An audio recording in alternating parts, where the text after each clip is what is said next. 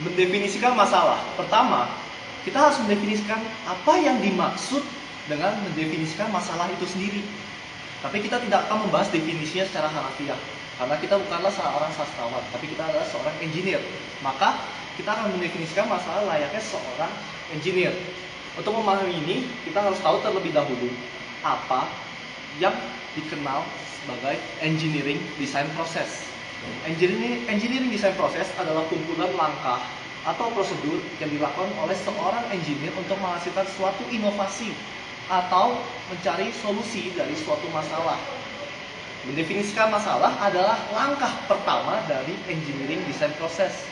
Seorang engineer akan mendefinisikan masalah dengan mencari tahu dengan detail hal-hal terkait masalah tersebut. Masalah yang sederhana pun memiliki banyak faktor-faktor yang harus diperhitungkan.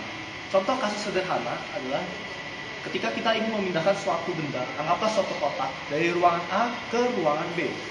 Hal-hal yang harus diperhitungkan antara lain, misalnya seberapa besar kotak tersebut, berapa masa kotak tersebut, apa yang digunakan untuk memindahkan kotak, berapa banyak orang yang dipakai untuk memindahkan, dan siapa orang-orang tersebut, apakah mereka ahli atau orang awam, lalu jarak kedua ruangan, serta halangan-halangan yang ada di antara kedua ruangan tersebut. Misalkan ada di sebuah pintu atau ada jalan-jalan yang rusak.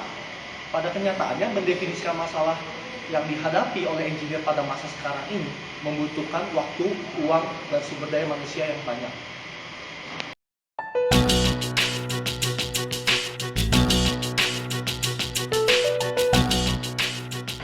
Ketika kita bertanya, apa penyebab kemacetan? Biasanya orang-orang akan menjawab, jalan terlalu sempit, terlalu banyak kendaraan, banyak persimpangan, dan hal-hal lain yang berhubungan dengan kondisi jalan. Akan tetapi, apakah semua hal itu adalah penyebab utama kemacetan? Ada sebuah percobaan disebut percobaan jalan melingkar, di mana ada beberapa pengemudi diminta berkendara di lintasan melingkar.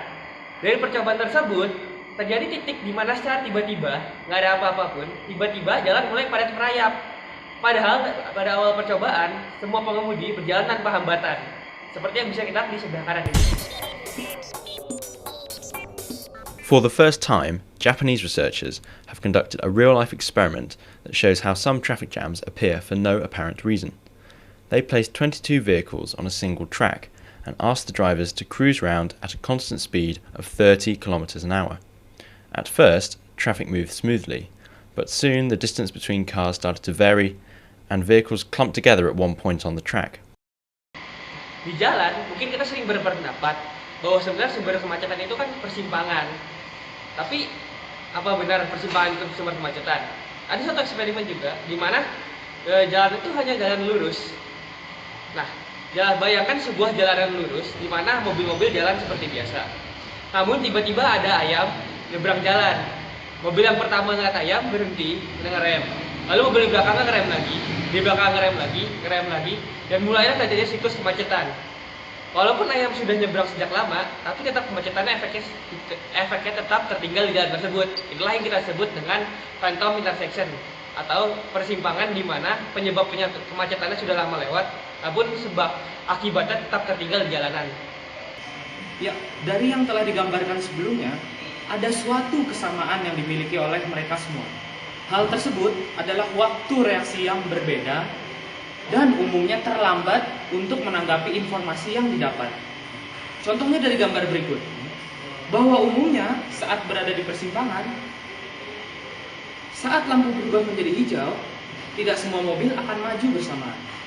Setelah semua penjelasan tersebut, kita dapat menyimpulkan bahwa sebenarnya masalah utama dalam terjadinya kemacetan adalah ketidakmampuan pengendara untuk berkoordinasi dengan pengemudi lainnya untuk dapat bergerak dengan kecepatan yang konsisten di jalan. Setelah mengetahui permasalahan dalam kemacetan, barulah kita dapat menentukan solusinya. Solusi sebelumnya yang telah dicoba antara lain adalah angkutan umum. Solusi ini tidak efektif. Coba kita lihat, karena metro mini dan angkot lebih cenderung menyebabkan kemacetan dibanding menyelesaikannya.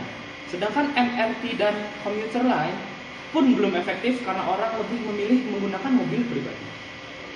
Secara sistematis, Tujuan dari solusi kami adalah untuk menarik titik kritis yang diterangkan pada grafik lalu lintas di samping ini sejauh mungkin, sehingga memungkinkan lebih banyak mobil lewat dengan kecepatan yang konstan, atau dengan kata lain tidak macet walaupun kendaraannya padat. Nah, masalahnya semua solusi yang sudah diterapkan hingga saat ini memiliki satu titik lemah, yaitu berharap bahwa manusia menjadi lebih baik. Contohnya kendaraan umum kita perbaiki. Itu dengan harapan orang-orang lebih ingin naik kendaraan umum dibanding kendaraan pribadi. Padahal faktanya orang-orang tetap ingin naik kendaraan pribadi dibanding kendaraan umum. Kita butuh solusi sistematis di mana memecahkan masalah ini tanpa mengubah behavior dari manusianya sendiri.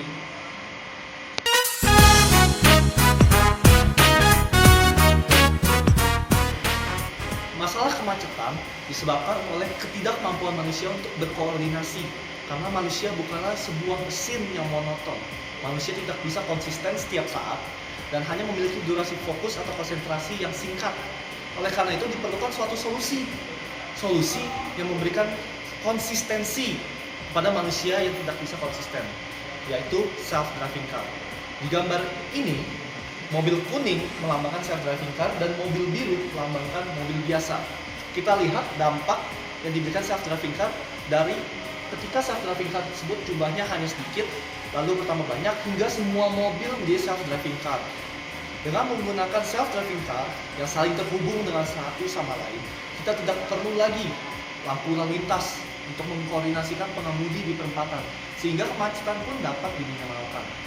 Jadi, karena problem utamanya terletak pada manusia atau drivernya, maka solusi yang kami tawarkan adalah dengan menggantikan peran manusia dengan mesin yang dapat melakukan self-driving.